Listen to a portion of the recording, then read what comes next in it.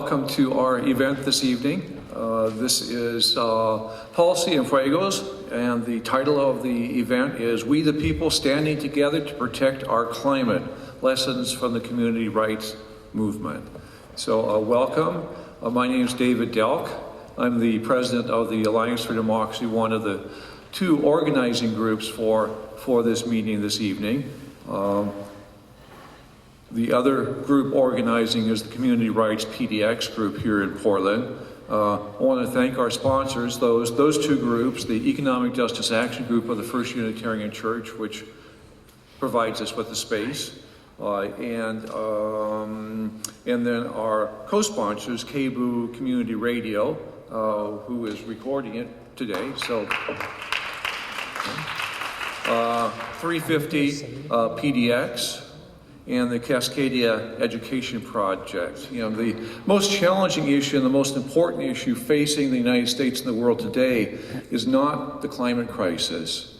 It is the ever-growing domination over decision-making by corporations, most specifically by multinational corporations. That domination stands in the way of addressing the climate crisis. Corporations have overturned the democratic processes that which the people have put in place over the course of multi-generational struggles to gain full human rights for humans.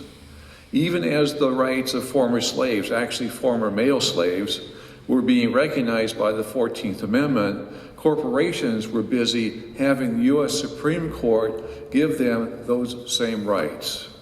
Paul Cienfuegos and the community rights movement have been working to dismantle those court-granted constitutional rights and to enact local ordinances which demand the right of local communities to rule themselves. Paul Cienfuegos has been central to that movement. His whole adult life has been spent organizing people to demand a just and equitable society. In 1995, he founded Democracy Unlimited of Humboldt County, and in 2011, he moved to Portland, feeling that Portland was right for this type of organizing. Since then, he co-founded the Community Rights PDX group and helped establish the Oregon Community Rights Network. He is tireless in his efforts, lecturing and organizing locally and across the nation in pursuit of democracy and an end to corporate domination. Please welcome Paul.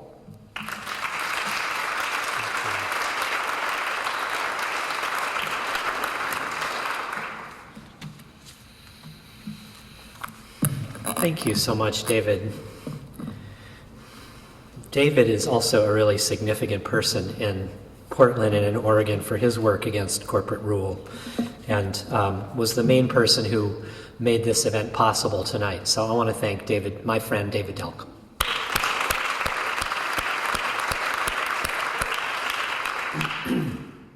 We're here tonight to think about climate change. I've never liked the term climate change, because it makes it sound just like another environmental problem to add to the already existing pile of problems. And hey, it can't be that bad, really. We'll end up with a longer growing season for our crops, right? And less ice on the roads. So I prefer to call it catastrophic climate destabilization. Somehow that term wakes me up, rather than puts me back in a place of passivity. Here are my goals for the evening.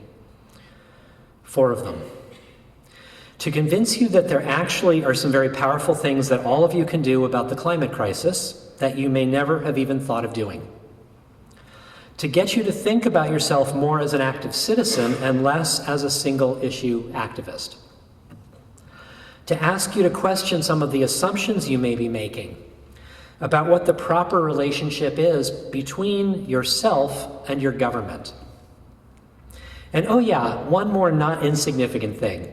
I'm going to be proposing tonight perhaps the most ambitious expansion of community self-governance since the American Revolution.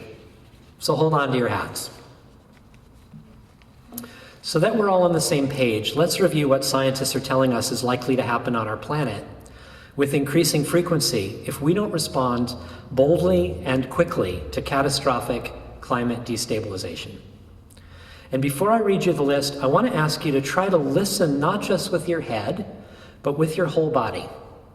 Allow whatever feelings may arise, and remember to breathe.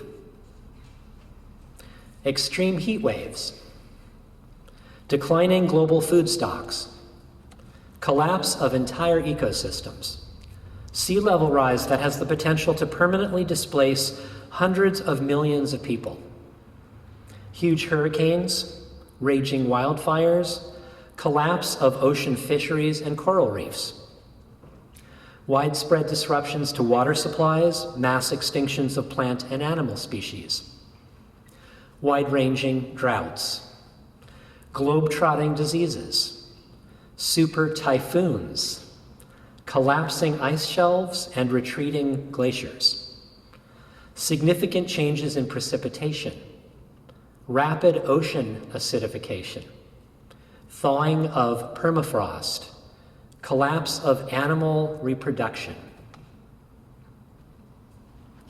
In preparation for tonight's talk, I finished reading Naomi Klein's breathtaking new book, This Changes Everything. In a nutshell, it's about how the climate crisis can only be solved if we change everything about the way we're living on planet Earth, and that nothing short of the largest pro-democracy mobilization in the history of the world is going to be required to resolve this crisis. I couldn't agree more. I only wish that Naomi Klein was aware of the community rights movement when she wrote the book, because the proposal she makes could best be instituted by a rights-based movement working first at the local level. I plan to send her a copy of my speech and see if we might be able to recruit her. And in the meantime, I urge you to find a copy of her book, This Changes Everything, and read it cover to cover. It's a terrific read. Here's a lengthy excerpt from the introduction to her book. I denied climate change for longer than I care to admit. I knew it was happening, sure, not like Donald Trump and the Tea Partiers going on about how the continued existence of winter proves it's all a hoax. But I stayed pretty hazy on the details and only skimmed most of the news stories, especially the really scary ones. I told myself the science was too complicated and that the environmentalists were dealing with it. And I continued to behave as if there was nothing wrong with the shiny card in my wallet attesting to my elite frequent flyer status. A great many of us engage in this kind of climate change denial. We look for a split second and then we look away. Or we look, but then turn it into a joke. More signs of the apocalypse, which is another way of looking away. Or we look, but tell ourselves comforting stories about how humans are clever and will come up with a technological miracle that will safely suck the carbon out of the skies or magically turn down the heat of the sun, which is yet another way of looking away. Or we look, but try to be hyper-rational about it. Dollar for dollar, it's more efficient to focus on economic development than climate change, since wealth is the best protection from weather extremes.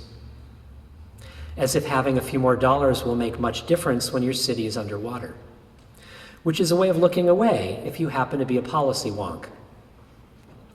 Or we look, but tell ourselves we're too busy to care about something so distant and abstract, even though we saw the water in the subways in New York City and the people on their rooftops in New Orleans, and know that no one is safe, the most vulnerable least of all. And though perfectly understandable, this too is a way of looking away. Or we look but tell ourselves that all we can do is focus on ourselves. Meditate, shop at farmers markets, and stop driving. But forget trying to actually change the systems that are making the crisis inevitable, because that's too much bad energy, and it will never work. And at first it may appear as if we are looking because many of these lifestyle changes are indeed part of the solution, but we still have one eye tightly shut. Or maybe we do look, we really look, but then inevitably we seem to forget, remember, and then forget again. Climate change is like that. It's hard to keep it in your head for very long. We engage in this odd form of on-again, off-again ecological amnesia for perfectly rational reasons. We deny because we fear that letting in the full reality of this crisis will change everything, and we are right. We know that if we continue on our current path of allowing emissions to rise year after year, climate change will change everything about our world. And we don't have to do anything to bring about this future. All we have to do is nothing. Just continue to do what we're doing now, whether it's counting on a techno fix, or tending to our gardens, or telling ourselves we're unfortunately too busy to deal with it. All we have to do is not react as if this is a full-blown crisis. All we have to do is keep on denying how frightened we really are, and then bit by bit we will have arrived at the place we most fear, the thing from which we have been averting our eyes. No additional effort required. There are ways of preventing this grim future, or at least making it a lot less dire. But the catch is that these also involve changing everything." Unquote. So I ask myself, what exactly would it look like for us to change everything here in the United States at a time when our nation more and more resembles a corporate oligarchy with each passing month? Clearly, transforming our society so that it becomes truly sustainable is not going to happen overnight, and yet we really don't have much of a grace period either. As you've probably already heard, the scientific consensus is that we absolutely have to keep the planet's warming trend to below the target of 2 degrees Celsius, which will require the world's wealthy countries to cut their emissions by somewhere in the neighborhood of 8 to 10% per year. So that means we need to start this year. In the past, this level of emission reduction has happened only in the context of economic collapse or deep depression. In my opinion, the very first and most important task on our grand to-do list is to stop lying to ourselves about what's really going on with our government and why it's doing such a lousy job of responding to our needs and protecting our rights. Let me tell you what I see when I look at the activism that is taking place today, day after day across this country, and it isn't pretty. Every day I am bombarded by emails and articles and news stories that all make the same assumption. Most of my politically active friends make this same assumption. Virtually all of the environmental and labor and social justice organizations in the country make the same assumption. It's an assumption that I do not think is true. What is this assumption? It's that we live in a society that was designed to function democratically, but that it has been overtaken by greedy corporate leaders and corrupt politicians. And that we simply have to push back on corporate power and elect better people to public office, and things will start to function well again. How can I tell that all of these people and groups are making this assumption? It's actually surprisingly easy. I simply watch their activism. For example, if you were to live in a society where the government and its structures of law were truly designed to serve we the people, then your activism would closely match the activism we see all around us. You would vote, you would work within the regulatory process to show your concerns about what corporations were doing regarding agriculture, forestry, labor, energy, commerce, and media. When the political class was making decisions that you were convinced were the wrong ones, you would sign online petitions, you would march and rally in front of government or corporate offices, you would write submissions for or testify at public hearings organized by state and federal regulatory agencies. You would take corporations or government to court when the people's will was not being served.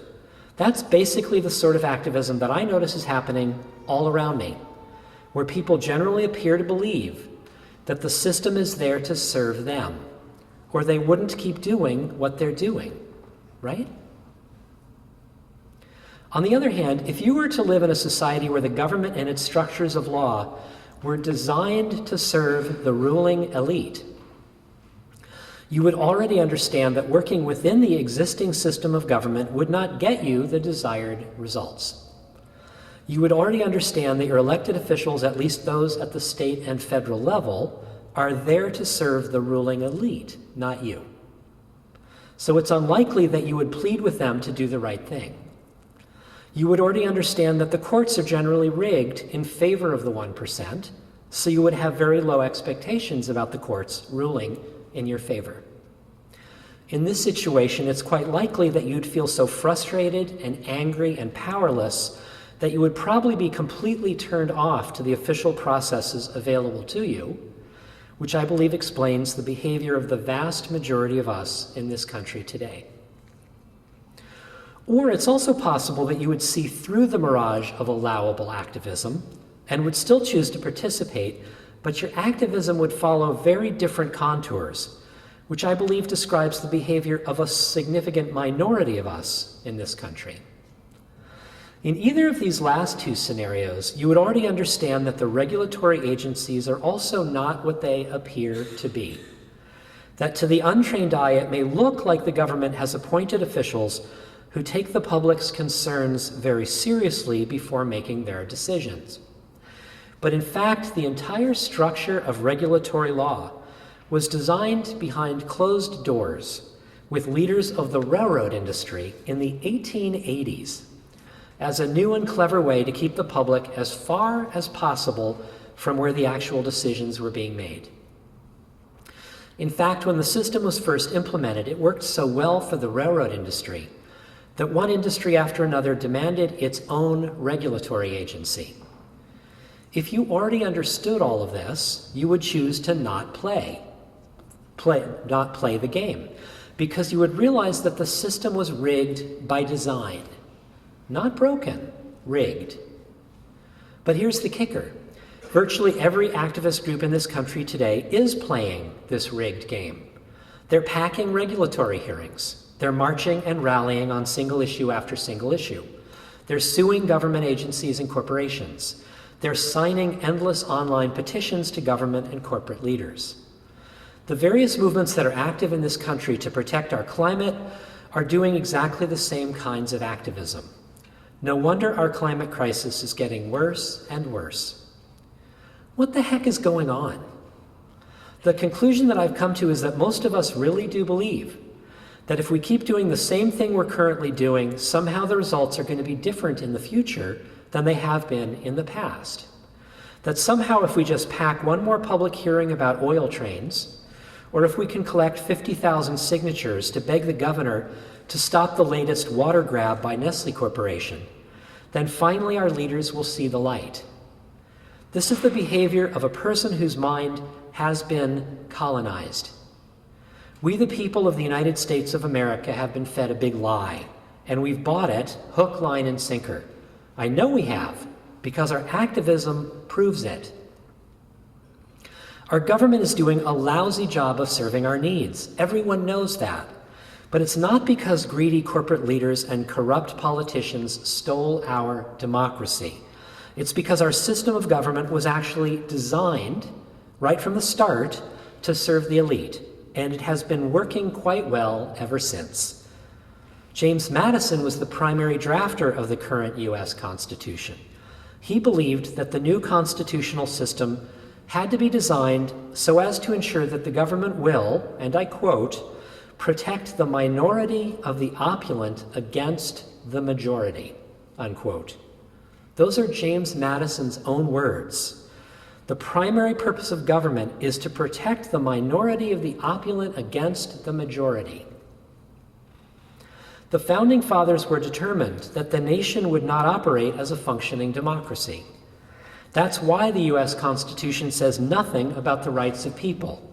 It's all about property and commerce.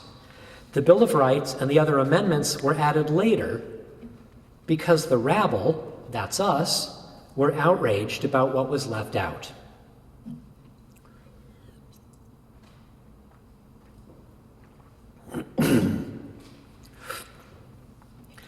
In modern law, if you want to look at one of the places where elite rule is functioning exceptionally well, you need look no further than our regulatory agencies. There are a breathtaking number of them. Their function hasn't changed much since the 1880s. Regulatory agencies regulate corporate behavior. The only problem is the agencies are run by the industries that regulate them. The agency directors tend to be in revolving doors with their industries. Regulatory law is written by those who are regulated. You couldn't make this stuff up. You may be shocked to realize how many departments of our government that most people believe are serving us are actually run by the captains of industry. Here's a sample. At the federal level, there's the Environmental Protection Agency and the National Labor Relations Board and the Food and Drug Administration and the Department of Agriculture and the Federal Communications Commission and the Department of Energy and the Federal Deposit Insurance Corporation and the Federal Trade Commission and the Interstate Commerce Commission and the Nuclear Regulatory Commission and the Occupational Safety and Health Administration, among others. Here in Oregon, you've got the Public Utility Commission and the Oregon Insurance Division and the Division of Finance and Corporate Securities and the Department of Environmental Quality and the Oregon Department of Agriculture and the Department of Fish and Wildlife and the Department of Human Resources and the Bureau of Labor and Industries and the Department of Forestry, and on and on. These are all regulatory agencies. So let's say you're an Oregon resident concerned about catastrophic climate destabilization. Well, you would probably contact your state or federal Department of Agriculture to let them know that you want fossil fuel-based fertilizers and pesticides to be banned. Or you may think it's a good idea to contact the Federal Communications Commission to ask them to stop oil and gas corporations from drowning our airwaves in lies about renewable energy.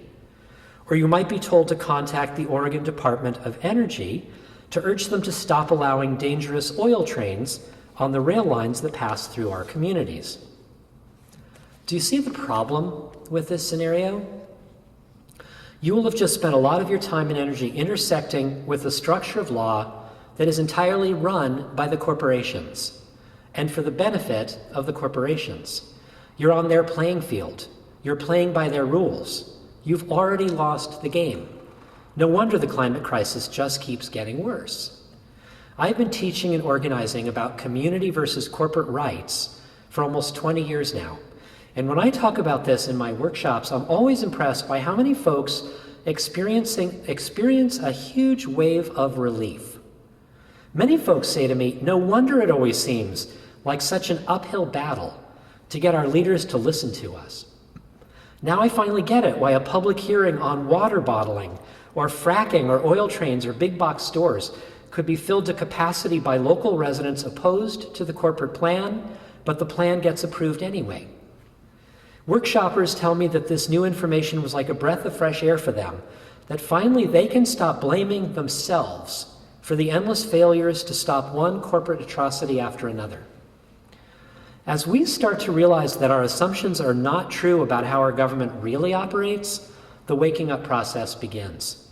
The process of letting go of our assumptions can take some serious twists and turns as we acknowledge to ourselves and to those around us that our leaders are not actually our leaders after all. This painful realization can come as quite a blow to our psyches, and we may need to allow ourselves some time to grieve, to feel angry or depressed. My colleague and friend Betsy Barnum says that the current structure of law keeps we the people docile, passive, and hopeless. She says when we can see through the current system and how it has deliberately disempowered us, something wakes up inside, at least potentially. The lid comes off the box. Limitations on our own capacities, such as creativity and imagination, limitations that we assumed were natural and permanent, they get released. And all kinds of things are possible that were never possible before, simply because we couldn't see them due to being inside that box. That as we learn to contradict the story that we are selfish, greedy, and violent by nature, it opens up another whole vast field of possibility for creating together, trying what we can do and make when we join our capacities together for the sake of the greater good of our communities. That this shift in perspective has the potential to be both revolutionary and evolutionary, unquote. This perspective is exciting to me on many levels, because once we can come to terms with the fact that we're living in a democracy theme park, where there are lots of levers and foot pedals, but none of them are connected to anything real, we can begin to imagine a different kind of citizen participation where we no longer give our power away as we the people, where we instead devise systems and structures of law where the levers and foot pedals are attached to something real. I tend to refer to that real something as self-governing authority. Very few of us even know what those words mean. For some, these words may be just as scary as the current hall of mirrors, but for me, it's more hopeful than anything else that I can imagine. I want to live in a society where the decisions are made by the people who are mostly impacted by those decisions. To me, that's self-governing authority, and that's what the community rights movement is all about. I have been doing this work since 1997, helping communities to learn how to rein in corporate constitutional so-called rights and to enshrine the community's right to govern itself through a new and very bold kind of lawmaking. And what I continue to witness is that there is more ripeness in this country today than I have ever seen before.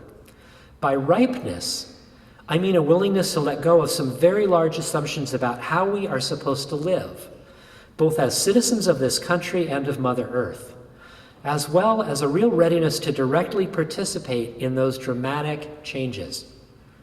People are more ready today to abandon conventional activism than I have ever witnessed in my many decades of social movement work.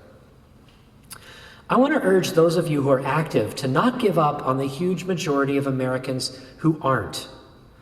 These people are not apathetic. They're waiting for something that actually addresses the reality of the current state of our institutions. And boy, oh boy, do we need to see big changes in that department.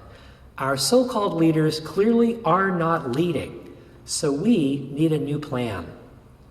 Here's another excerpt from the introduction to Naomi Klein's book, This Changes Everything.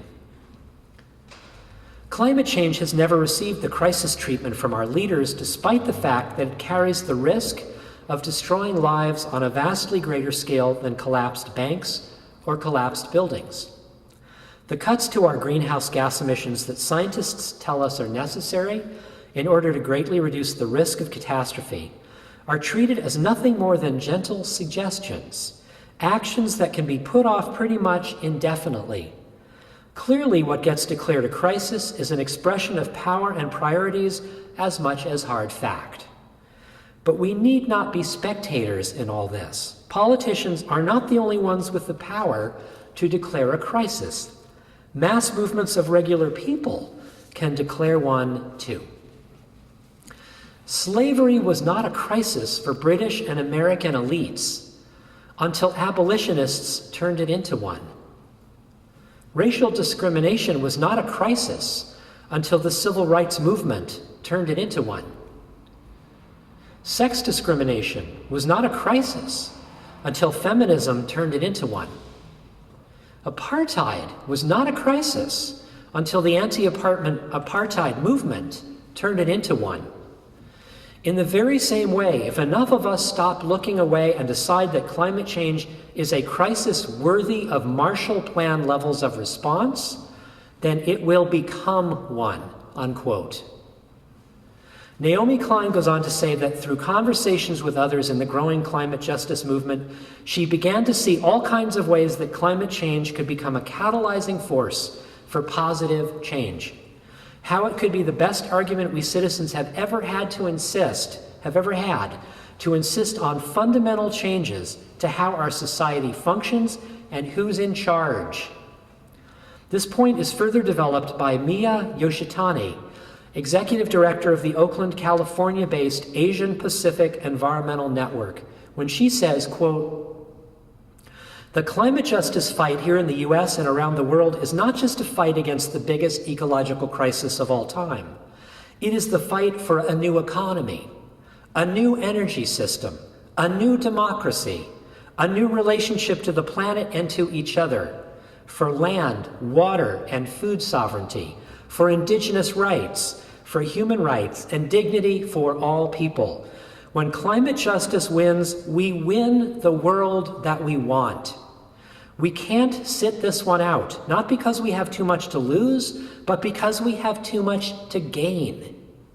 We're bound together in this battle, not just for a reduction in the parts per million of CO2, but to transform our economies and rebuild a world that we want today, unquote.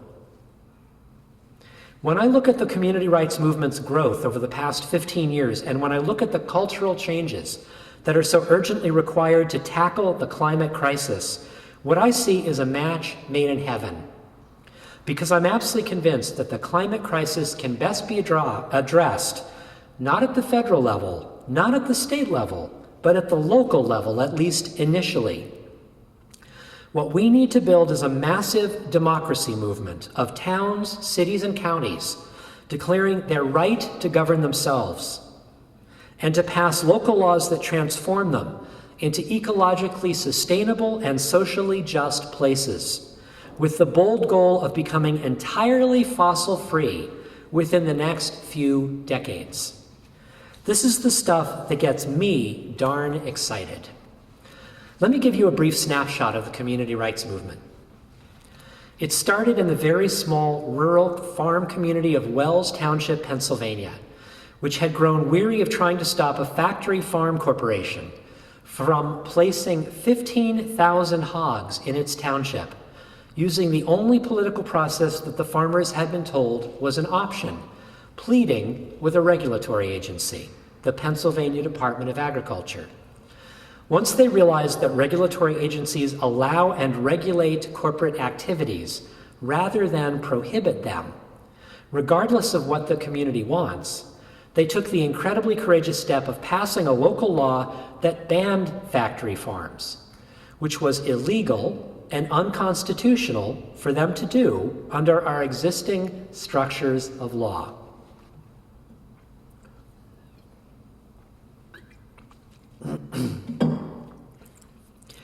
It was illegal because it violated state preemption and Dillon's rule, which both limit the power and authority of local self-government. It was unconstitutional because it violated the factory farm corporation's so-called constitutional rights. This is the playing field that U.S. communities find themselves in because of a number of outrageous structures of law that prohibit local elected leaders from protecting the health and welfare of the communities they have pledged to serve. The Wells Township supervisors decided they cared more about defending the health and welfare of their small community than they worried about the consequences of breaking an unjust law.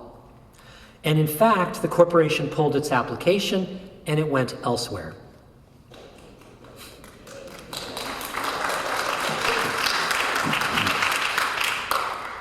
Within a few years, 20 rural conservative farm communities in Pennsylvania had passed identical laws, 20, banning non-family-owned corporations from engaging in farming or owning farmland.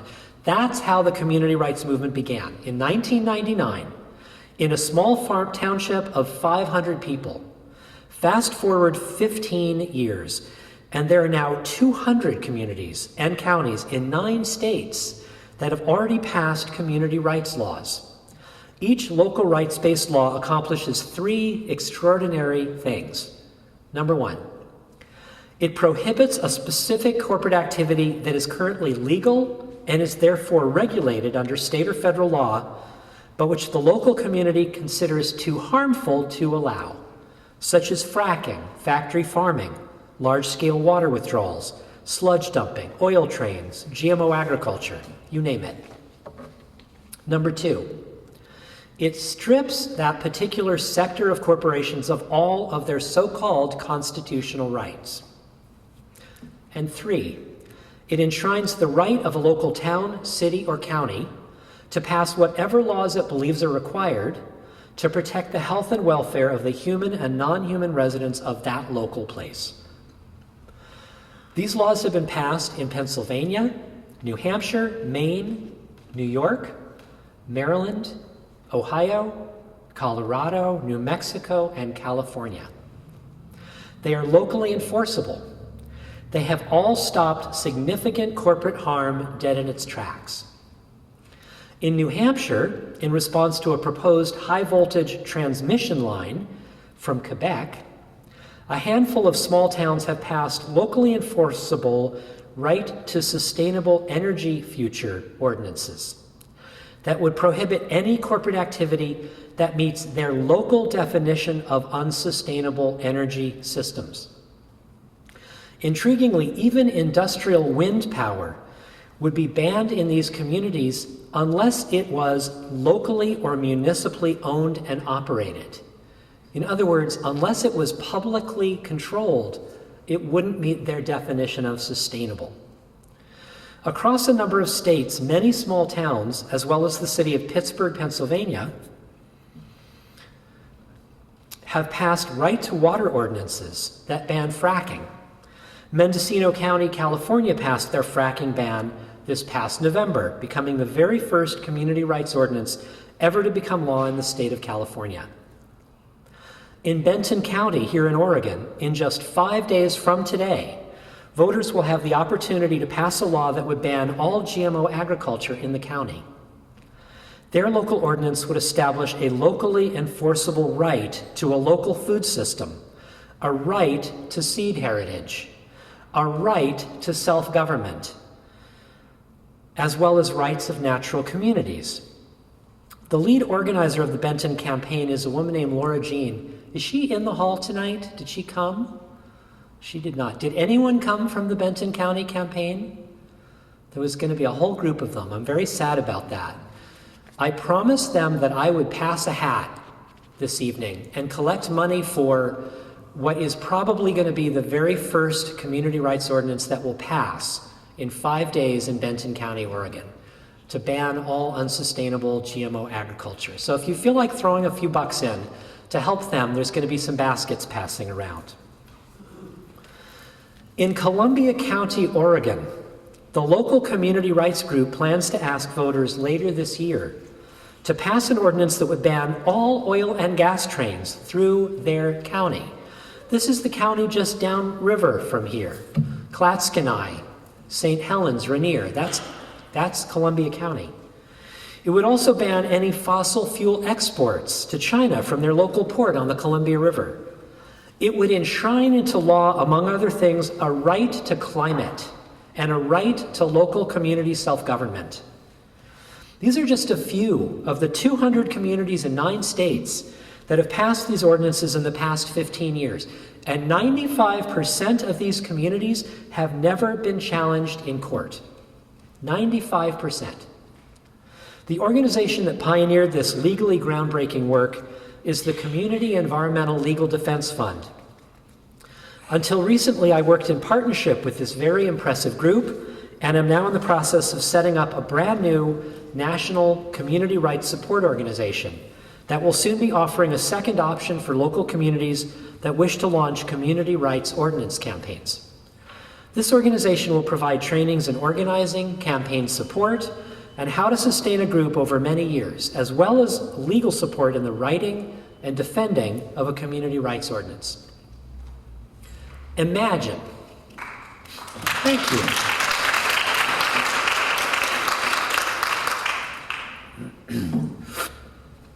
Imagine. We could stop pleading with our government and corporate leaders to protect us, and instead start passing local laws that set enforceable standards that could take us to a post-fossil fuel economy. We could stop begging our senators and congresspeople to vote no on fast-track authority for the latest global corporate trade treaty outrage, the Trans-Pacific so-called partnership, and instead pass local laws that nullify the enforceability of this treaty within the boundaries of our communities.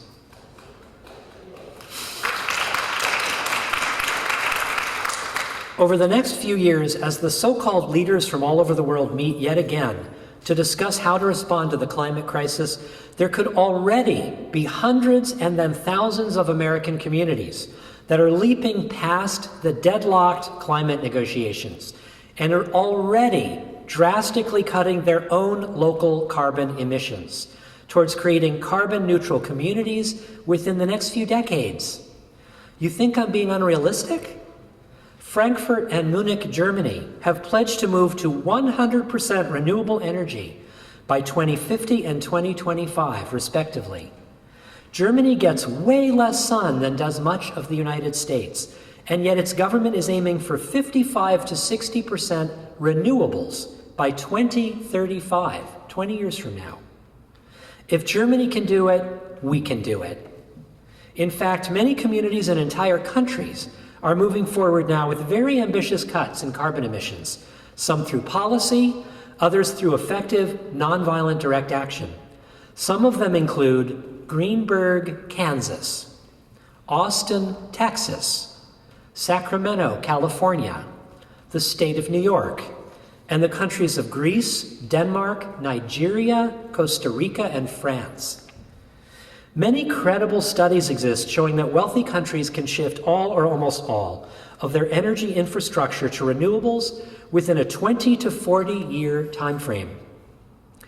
One of the studies offered a groundbreaking detailed roadmap for how 100% of the world's energy for all purposes could be supplied by wind, water, and solar by as early as 2030. That's just 15 years from now. The plan includes not only power generation, but also transportation, as well as heating and cooling. Mark Jacobson, who co-authored the study that was published in 2013 in the journal Energy Policy, says, quote, "This really involves a large-scale transformation. It would require an effort comparable to the Apollo moon project or constructing the interstate highway system. But it's possible without even having to go to new technologies. We really need to just decide collectively that this is the direction we want to head as a society," unquote. There have been two main stumbling blocks here in the United States. The first stumbling block is that decade after decade, our so-called leaders have had other priorities. The second stumbling block I have already discussed, that we the people have continued to wait decade after decade for our federal government to act decisively, while we've continued to march and rally and demand and plead and beg. Clearly, it's time to try something else. Clearly, our leaders are not our leaders after all. Perhaps we were the leaders we've been waiting for.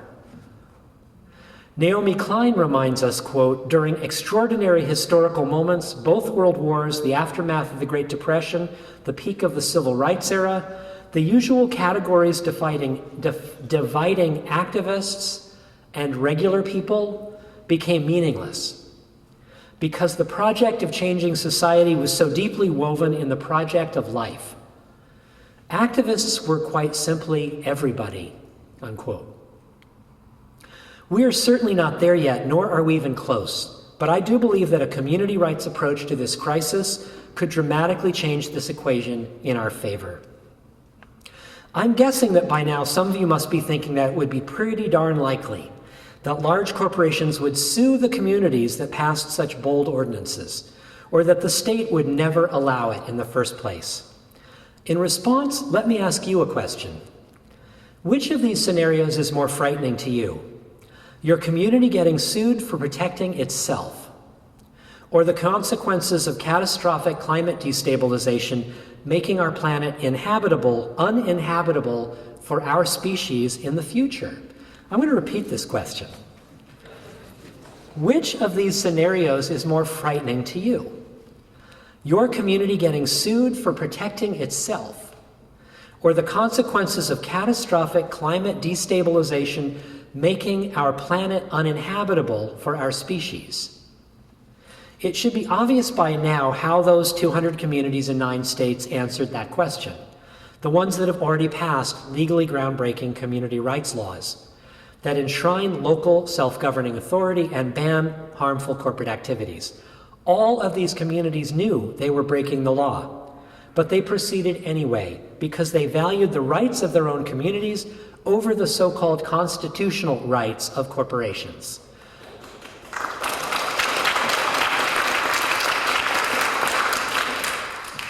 We call this form of local lawmaking an act of municipal civil disobedience.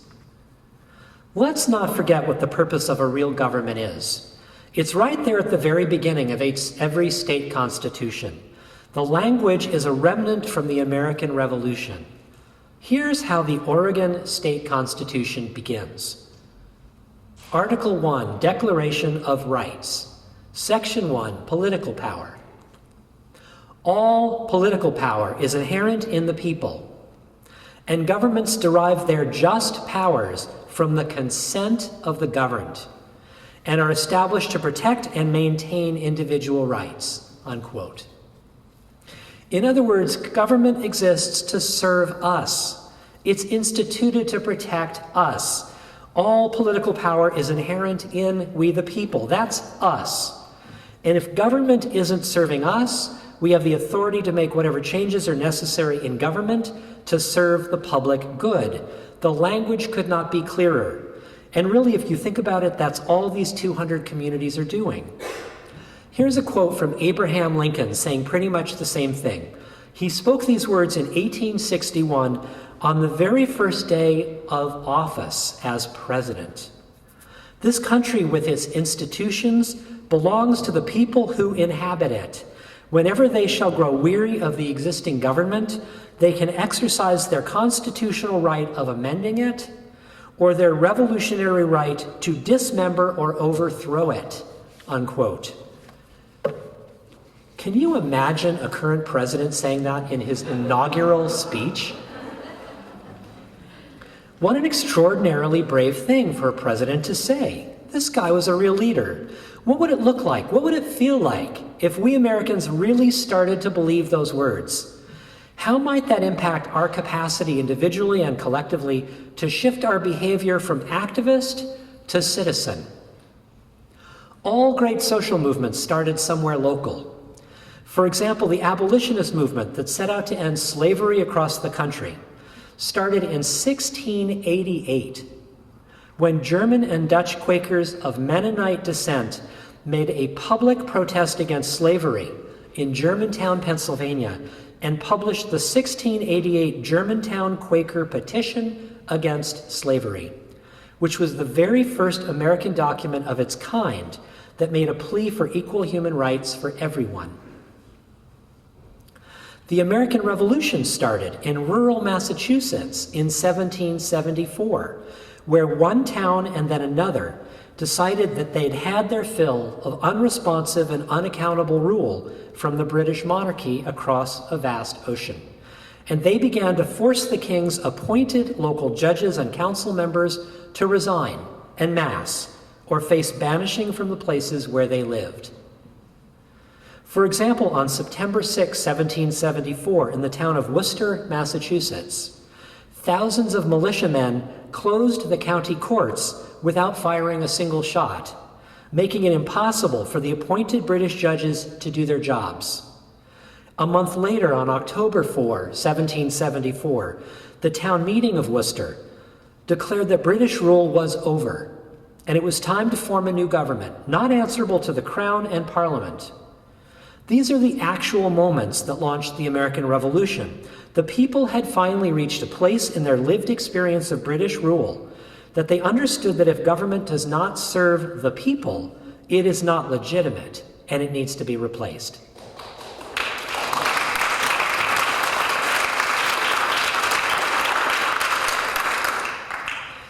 I believe that we are again in a very similar situation to what the people of Massachusetts experienced in 1774. Our government serves the corporations. Our Supreme Court serves the 1%. Therefore, when we find ourselves in a quickening crisis, such as catastrophic climate destabilization, and when we come to understand that our national and state governments are either unwilling or unable to act boldly in the ways that are necessary to respond to this urgency, we have to consider the possibility that it is once again time for we the people to exercise our inherent right of self-government and get on with the task at hand.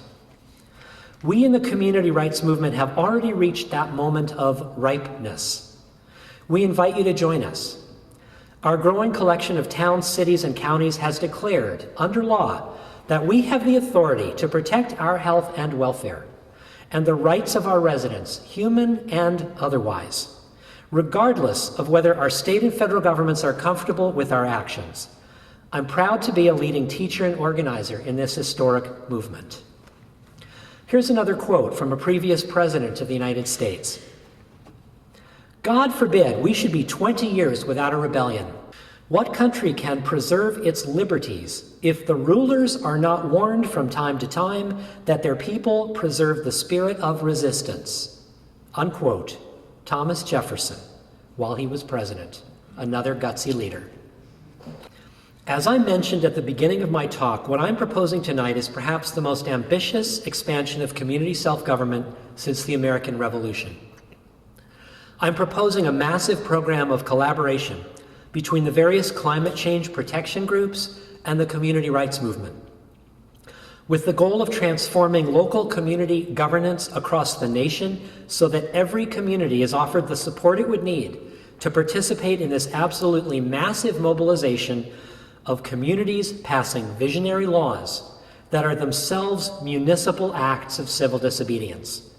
For this to become a reality, existing climate change movements would first have to learn a lot more about our rights-based approach to determine for themselves if this is a direction worth exploring. I'm available to participate in these conversations. As a first step, I will have succeeded in my very ambitious goals this evening only if at least 5 of you who are already active in climate protection groups are ready by the end of my talk to raise your hand and pledge to all of us in this room that you will take the lead in bringing these ideas to your group. I will ask for a show of hands near the end of my talk tonight, and I will request that you leave your full contact info with me at the book table just outside the doors.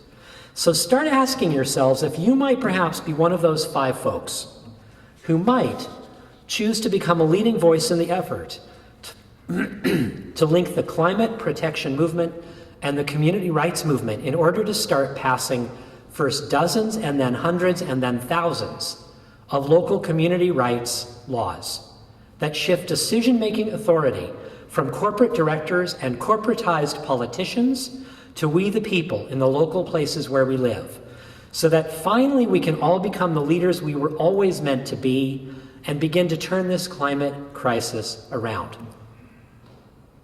We may not yet have built sufficient political power to stop entire oil pipelines from being built, or to ban oil bomb trains from our nation's tracks, or to stop fracking everywhere. But we do already have the capacity to stop these toxic activities where we live in the very immediate future, as I've already described in some of the existing community rights lawmaking. And that's a heck of a good place to start. We also have some extraordinary revolutionary law and history on our side to help the public understand that what we are proposing has, in a sense, been done before. Did you know, for example, that the American Revolution was to a large degree an anti-corporate rule revolution? The original 13 colonies were crown corporations ruled by the British monarchy. So immediately after the revolution, the founders subordinated the newly redesigned business corporation and defined what it was allowed to do and to be. Continuing for almost a century, business corporations were prohibited from donating money to candidates or elected officials in government. Corporations were prohibited from donating money to civic and charitable organizations.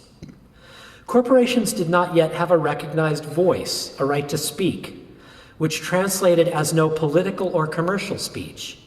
Corporate directors and stockholders were held fully liable for all harms and debts. No limited liability. Corporations existed at the whim of the state via a limited corporate charter which could be revoked at any time and for any reason by a state legislature. So let's remember what has already been accomplished in our nation's history and not think that we have to reinvent the wheel every time we're trying to protect our communities and our world from corporate harm. Let's think really big and imagine how we could be using rights-based local lawmaking to put corporations back in their historically subordinate role, which would also give us the boost we need to start phasing out carbon-intensive activities and phasing in renewable energy for all of our needs, such as transportation, food, manufacturing, and more. Naomi Klein says, quote, "There is no doubt that moving to renewables represents more than just a shift in power sources, but also a fundamental shift in power relations between humanity and the natural world on which we depend," unquote. That's an important detail to keep in mind as we learn to ask ourselves, what sort of community, what sort of society do we mostly long for? I have taken the liberty of writing up a pretty substantial list of ideas for local ordinance topics. When you go home tonight, you can find a copy of this full list on my website at paulcienfuegos.com in my list of blog posts. I'm going to share with you a much shorter version of it now. As I share these suggestions for local laws, notice the feelings that arise in your body. Are they feelings of excitement or trepidation? Do these ideas make you feel more hopeful about the future, or do they scare or overwhelm you?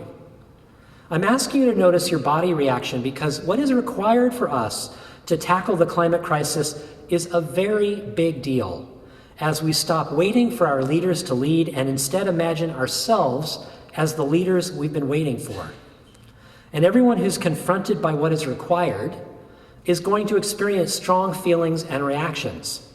So part of our work is to give ourselves and each other the emotional space we need to grieve, or get angry, or feel fear, or whatever each of us needs to prepare ourselves for the work ahead.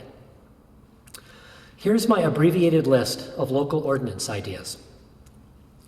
Requiring local lending institutions to provide low-interest loans to individuals and companies proposing carbon-neutral developments, and also prohibiting those institutions from lending money to any new fossil fuel development projects. Establishing new local gas taxes at the pump, with all money being used to fund rapid expansion of community-based renewable energy projects and public transit. Nullifying the local enforceability of global trade treaties that violate the community's right of self-governance or its health and welfare. Prohibiting corporations doing business locally from donating to any candidates or elected officials, or participating in any way in ballot initiative or referendum campaigns. Prohibiting corporations doing business locally from donating to or partnering with nonprofit and advocacy organizations. Prohibiting any further local fossil fuel extraction, pipelines, coal or oil trains, and barges through our community. Recognizing, honoring, and enforcing native treaty-protected rights to local lands and waters. Implementing polluter pays principles by passing steep carbon taxes for local industry. Requiring local grocery stores to reserve a growing percentage of their shelf space for products grown or produced within 500 miles, phased in over 5 to 10 years. Raising the level of local taxation for the affluent and for large corporations doing business locally, and using that money to upgrade and repair crumbling local infrastructure and to improve local and regional public transportation options. Establishing the community's locally enforceable right to clean air, water, and soil, the right to a stable climate, the right to a sustainable energy future.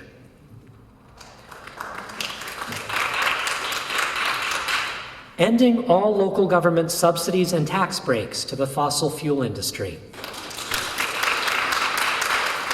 Recognizing local natural areas as having enforceable rights to exist, flourish, and evolve. Using eminent domain laws to seize corporate property and place it under local public control whenever the corporate directors refuse to cooperate with the community's objectives. In transition town communities that have already written an energy descent action plan, embedding the existing plan into a local ordinance with annual enforceable deadlines that brings the community close to 100% renewables within 10 to 20 years. prohibiting any increase in the number of flights passing through our local airport, and establishing a new tax on all local flights, with all money being used to fund new high-speed rail or other low-carbon transportation options.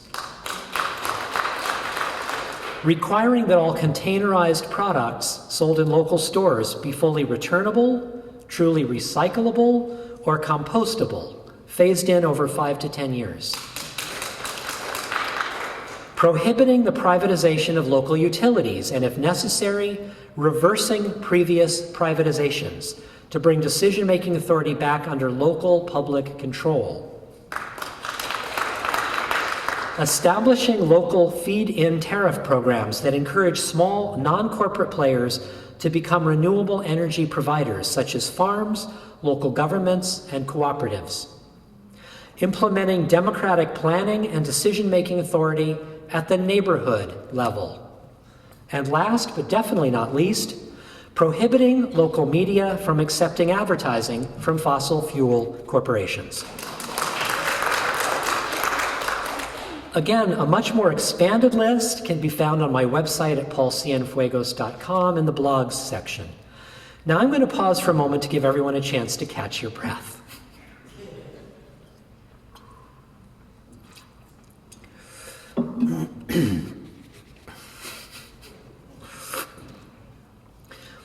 I'll bet some of you are feeling pretty skeptical about how realistic it is for us to achieve many of the things on my list. So I'll take this moment to remind you that 200 communities and counties in 9 states have already taken this very courageous plunge into new legal territory and have already begun to take back their authority to define what their communities are going to look like in the future. Yes, it has taken every one of those places a heck of a lot of work to get those laws passed, but each and every community concluded they would rather pass laws to protect their health and welfare, laws that are not yet recognized as legal by their other branches of government, rather than risk allowing endless new corporate assaults on their communities. I have been searching for a more powerful solution to the climate crisis, but I haven't found one yet. So this is the strategy I'm committed to. How about you?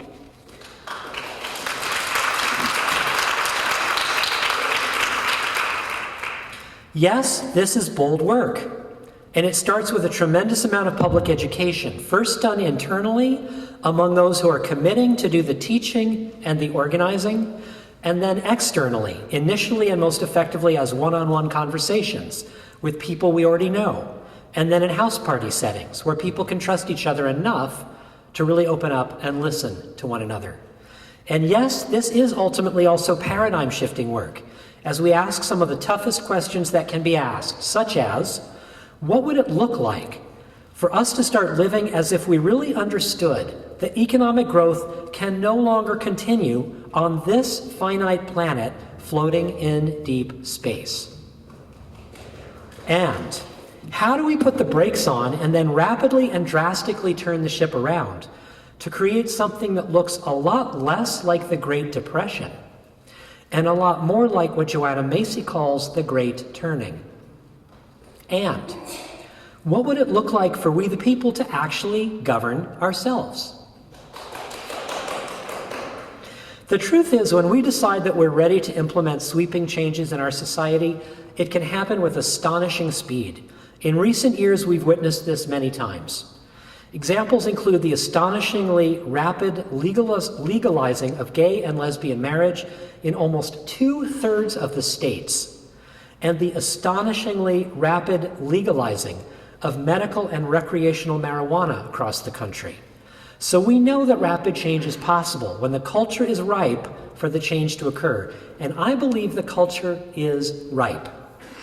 So what would it take to build a rights-based movement like this across the country? Well, each state has its own rules about what kinds of lawmaking are allowed at the local level. Here's a very brief intro.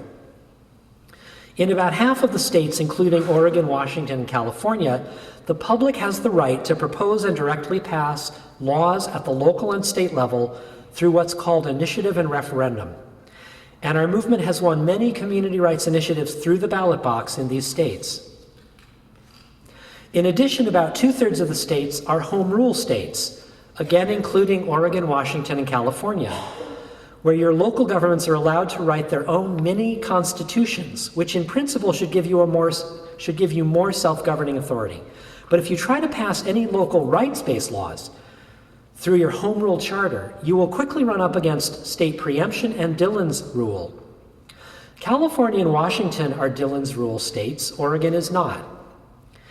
This legal mumbo-jumbo is actually part of the problem, as it forms a seemingly impenetrable barrier to local self-government, which is again by design, not by accident. Again, the 1% who wrote all of these laws would much prefer that the rest of us are kept far away from the levers of power as possible. And therefore, the most effective way to claim our authority as the sovereign people, as community majorities, is to refuse to abide by these unjust and illegitimate structures of law that violate our inherent right to govern ourselves. In some communities where the ballot box is not an option, it may require finding allies who are prepared to run for local office, pledging to pass these laws. That's what the Community Rights Alliance of Winneshiek County, Iowa is currently doing, where I've been working a lot over the last 2 years, having recently succeeded at electing one of their 2 candidates for county government, but still needing 1 or 2 more to make it over the hurdle to pass their ban on frack sand mining as a violation of their right to clean air, water, and soil, and their right to a sustainable energy future. You won't hear me claiming this work is going to be easy, but the wins when they come are huge, because our goal is nothing less than to knock down these unjust and illegitimate structures of law, and frankly, nothing less will suffice, given the ecological and social crises that need to be addressed, and soon. I would like to close my talk by sharing a vision I had when I was writing my speech, a vision of what the next 50 years and beyond might look like if we did our work well in the places that we live. First, I imagine small towns and big city neighborhoods becoming the places where bold and creative ideas had originated and were then tossed around and shaped and reshaped, ultimately floating in wider and wider spirals until they became common knowledge, and were then passed into law in dozens of communities, then hundreds of communities, and finally thousands of communities. I imagined how these laws had transformed all of these places with folks who normally would never have met, finding themselves in close working relationships and agreeing about a surprising number of things, especially when they stayed focused on their deepest longings for this kind of community, for the kind of community they wanted to create for their children to thrive in. Then I imagined what might be going on in those communities 50 years from now, when at least some of us here today will still be alive. I imagined young people hearing the stories from their elders about how the people stopped waiting for others to lead and started becoming leaders themselves. And what a huge difference that made in the speed at which we're able to change how we lived and how we produced food and energy and how we moved ourselves from place to place. And that the biggest and most significant change of all we had come to realize was learning how to trust ourselves enough to take back our authority to govern ourselves. That once enough of us had awakened to our own power as the people, the rest was almost a piece of cake. The kids grew up thinking this was normal, for the adults to directly tackle whatever really big community issues arose. It hadn't felt easy or normal at all for the grown-ups, at least not at first, but they mostly pulled it off with great humility and kindness and patience. And last but definitely not least, I imagined that people had started to notice that the giant floods and droughts and hurricanes and wildfires had stopped growing in scale. And people were beginning to celebrate as they started to believe that we were finally experiencing the roughest edge of our badly destabilized climate, which might still continue at this pace for another few generations, but was unlikely to get much worse. And people were starting to tell stories to each other about what the world might be like in another 200 years, as the climate finally began once again to stabilize. And what an extraordinary period that next 200 years was going to be for everyone, who was alive to watch it unfold as the extreme weather events came less and less and less frequently. As we engage in this work, it is critical that we give ourselves a story of that work being successful. We need to believe deep in our hearts that we can indeed turn this crisis around, even if it takes a few hundred years. For it is our deep and abiding love for this beautiful sphere of living earth, and our equally deep and abiding love for the local places where we live, that will ground us and feed us during these very intense next years and decades. As Naomi Klein so eloquently stated in her book, if each of us loved our home place enough to defend it, there would be no ecological crisis. No place could ever be written off as a sacrifice zone. It's time to stand up and say no to the pipelines, no to the coal and oil trains, no to deep water drilling and Arctic drilling, no to fossil fuel export terminals, no to fracking and frac sand mining, no to the Alberta tar sands and the Bakken oil fields, no to the Keystone XL pipeline and the Enbridge pipeline. Not in my backyard, not in anyone's backyard. No.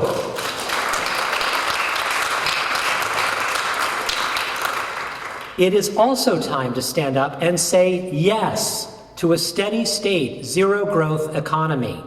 Yes to living in balance with the rest of nature. Yes to indigenous land rights. Yes to 100% renewable energy. Yes to living in a world that is safe, just, and at peace. We can do this. We must do this. It is time. Thank you so very much.